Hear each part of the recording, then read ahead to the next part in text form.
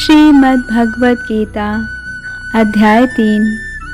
भगवान अर्जुन से कहते हैं, सक्ता कर्मण्य विद्वांसो यथा कुर्वन्ति भारत, कुर्याद् विद्वांस तथास कश्चि कीर्तिर्लोक संग्रहम्। जिस प्रकार अज्ञानी जन फल की आसक्ति से कार्य करते हैं, उसी तरह विद्वान जनों को चाहिए कि वे लोगों को उचित पथ पर ले जाने के लिए अनासक्त रहकर कार्य करें। तात्पर्य है कि एक कृष्ण भावना भावित मनुष्य तथा एक कृष्ण भावनाहीन व्यक्ति में केवल इच्छाओं का भेद होता है। कृष्ण भावना भावित व्यक्ति कभी ऐसा कोई कार्य नहीं करता जो कृष्ण भावनामृत के विकास में सहायक ना हो। यहाँ तक कि वह उस अज्ञानी पुरुष की तरह कर्म कर सकता है जो भौतिक कार्यों में अत्यधिक आसक्त रहता है, किंतु इनमें से एक ऐसे कार्य अपनी इंद्रिय तृप्ति के लिए करता है, जबकि दूसरा कृष्ण की तुष्टि के लिए।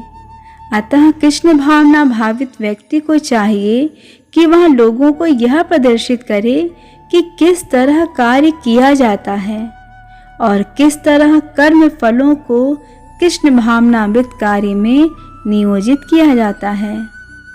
भगवान कहते हैं, ना बुद्धि भेदम जनयेद ज्ञानाम कर्म संगिनाम जोषयेत सर्व कर्माणि विद्वान युक्ता समाचरण।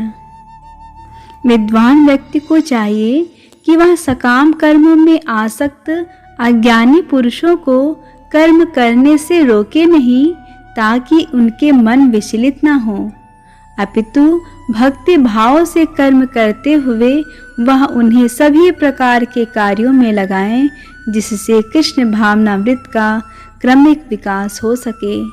तात्पर्य है कि सारे अनुष्ठान, सारे यज्ञ कृत्य तथा वेदों में भौतिक कार्यों के लिए जो भी निर्देश हैं, उन सबों समेत सारी वस्तुएं कृष्ण को जानने के निमित्त हैं, जो हमारे जीवन के चरम लक्ष्य हैं। लेकिन चूंकि बद्ध जीव इंद्रिय तृप्ति के अतिरिक्त और कुछ नहीं जानते, अतः वे वेदों का अध्ययन इसी दृष्टि से करते हैं, किंतु सकाम कर्मों तथा वैदिक अनुष्ठानों के द्वारा नियमित इंद्रिय तृप्ति के माध्यम से मनुष्य धीरे धीरे कृष्ण भावनामृत को प्राप्त होता है। अतः कृष्ण भावनामृत में स्वरूप सिद्ध जीव को चाहिए कि अन्यों को अपना कार्य करने या समझने में बाधा न पहुंचाए, अपितु उन्हें यह प्रदर्शित करे कि किस प्रकार सारे कर्म फल को कृष्ण के सेवा में समर्पित किया जा सकता है।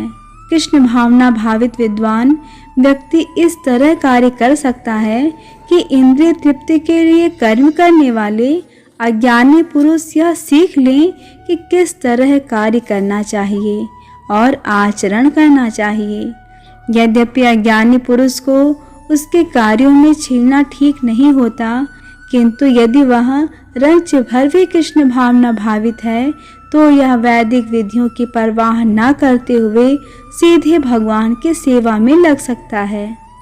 ऐसे भाग्यशाली व्यक्ति को वैदिक अनुष्ठान करने की आवश्यकता नहीं रहती, क्योंकि प्रत्यक्ष कृष्ण भावनामृत के द्वारा उसे वे सारे फल प्राप्त हो जाते हैं जो उसे अपने कर्तव्यों के पालन करने से प्राप्त होते।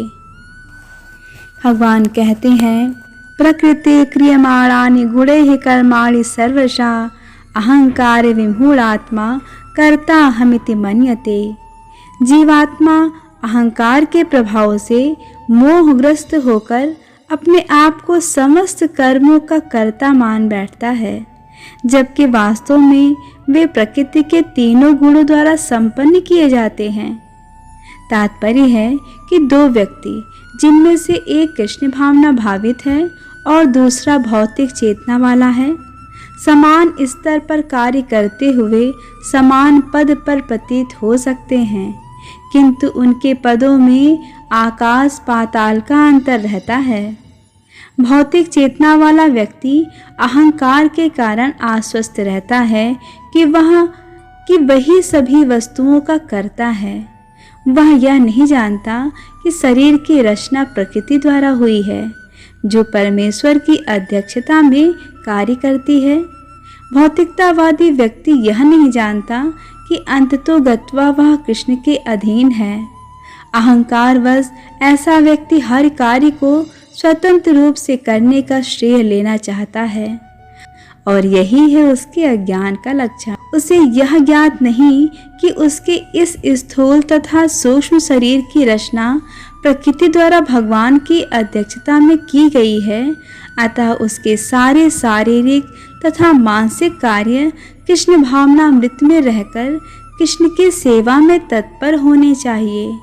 अज्ञानी व्यक्ति यह भूल जाता है कि भगवान ऋषिकेश कहलाते हैं, अर्थात वे शरीर की इंद्रियों के स्वामी हैं। इंद्रिय तृप्ति के लिए इंद्रियों का निरंतर उपयोग करते रहने से वह अहंकार के कारण वस्तुतः मोहग्रस्त रहता है, जिससे वह कृष्ण के साथ अपने शाश्वत संबंध को भूल जाता है। भगवान कहते हैं, तत्त्ववित्तु महाबाहो गुण कर्म विभागयो गुणा गुणेषु वर्तन्त इति मत्वा न सज्जते। हे महाबाहो, भक्ति भाव में कर्म तथा सकाम कर्म के भेद को भली भांति जानते हुए जो परम सत्य को जानने वाला है, वह कभी भी अपने आप को इंद्रियों में तथा इंद्रिय तृप्ति में नहीं लगाता। तात्पर्य है कि परम सत्य को जानने वाला भौतिक संगति में अपनी विषम स्थिति को जानता है। वह जानता है कि वह भगवान कृष्ण का अंश है और उसका स्थान इस भौतिक सृष्टि में नहीं होना चाहिए। वह अपने वास्तविक स्वरूप को भगवान के अंश के रूप में जानता है, जो सच्चिदानंद है, और उसे यह अनुभूति होती रहती है कि मैं किसी कारण से देहात्म बुद्धि में फंस चुका हूँ। अपने अस्तित्व की शुद्ध अवस्था में उसे सारे कार्य भगवान कृष्ण की सेवा में नियोजित करने चाहिए। फलतः वह अपने आप को कृष्ण भावनामृत के कार्यों में लगाता है और भौतिक इंद्रियों के कार्यों के प्रति स्वभावतः अनासक्त हो जाता है, क्योंकि ये परिस्थिति जन्य तथा अस्थायी हैं। वह जानता है कि उसके जीवन की भौतिक दशा भगवान के नियंत्रण में है। फलतः वह सभी प्रकार के भौतिक बंधनों से विचलित नहीं होता, क्योंकि वह इन्हें भगवत कृपा मानता है। श्रीमद् भागवत के अनुसार जो व्यक्ति परम सत्य को ब्रह्म, परमात्मा तथा श्री भगवान इन तीन विभिन्न रूपों में जानता है, वह तत्त्ववित्त कहलाता है, क्योंकि वह परमेश्वर के साथ अपने वास्तविक संबंध को भी जानता है। भगवान कहते हैं, प्रकृतेर गुण सम्मूढ़ाः सज्जन्ते गुण कर्मसु तान कृत स्त्रविदो मंदान कृत स्त्रविन्न विचालयेत। माया के गुणों से मोहग्रस्त होने पर अज्ञानी पुरुष पूर्णतया भौतिक कार्यों में संलग्न रहकर उनमें आसक्त हो जाते हैं। यद्यपि उनके ये कार्य उनमें ज्ञानाभाव के कारण अधम होते हैं, किंतु ज्ञानी को चाहिए कि उन्हें विचलित ना करें।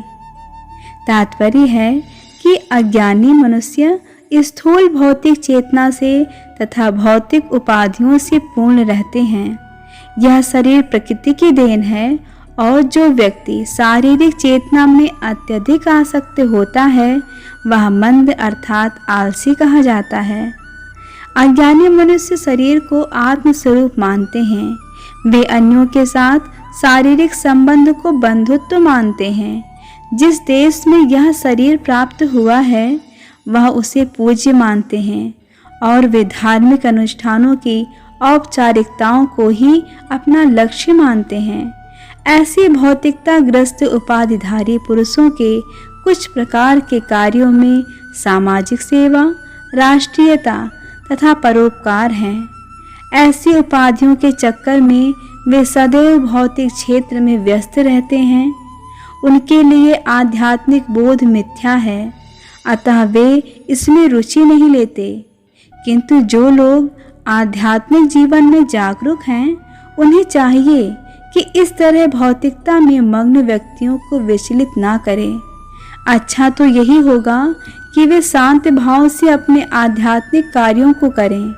ऐसे मोहग्रस्त व्यक्ति अहिंसा जैसे जीवन के मूलभूत नैतिक सिद्धांतों तथा इसी प्रकार के परोपकारी कार्यों में लगे हो सकते हैं। जो लोग अज्ञानी हैं वे कृष्ण भावनामृत के कार्यों को समझ नहीं पाते।